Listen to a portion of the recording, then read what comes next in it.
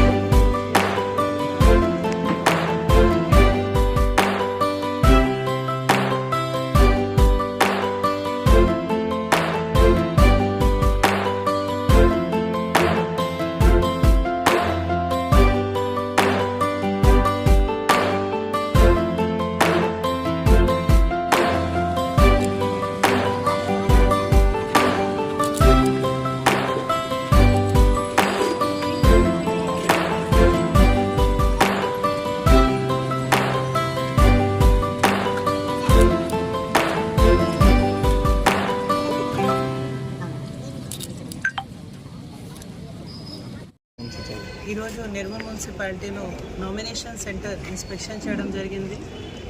Nirmal municipality సందర్భంగా 2 nomination centres ఏర్పాటు చేయడం జరిగింది. ఒక మున్సిపల్ కౌన్సిల్, ఒక జెడ్పీ బిల్డింగ్. అన్ని చోట మన ఆర్ఓస్ రెడీ ఉన్నారు. కంటెస్టెంట్ కోసం ఏదైనా ఫామ్స్ కావాలి, ఏదైనా ఎంటైర్ ఇన్ఫర్మేషన్ కావాలి, అవన్నీ హెల్ప్ డెస్క్ ద్వారా నామినేషన్ సెంటర్ బయటే అవన్నీ వాళ్ళకి అందిస్తున్నాము. అదేవిధంగా వాళ్ళకి ఏదైనా డౌట్స్ ఉంటేనే కూడా ఒక మాస్టర్ ట్రైనర్ కూడా బయట కూర్చోపెట్టడం జరిగింది. వాళ్ళకి ఏదైనా డౌట్ ఉంటేనే కూడా బయటే అడగచ్చు. ఆ రోజుకి కూడా ప్రత్యేకంగా ట్రైనింగ్ ఏర్పాటు చేయడం జరిగింది. సో 30th వరకు లాస్ట్ డేట్ ఉన్నాయి కాబట్టి క్యాండిడేట్స్ ఫ్రీగా ఇక్కడ వచ్చి they can take the nomination papers and you are requested మీరు ఫైల్ చేయండి మీ నామినేషన్. Thank you.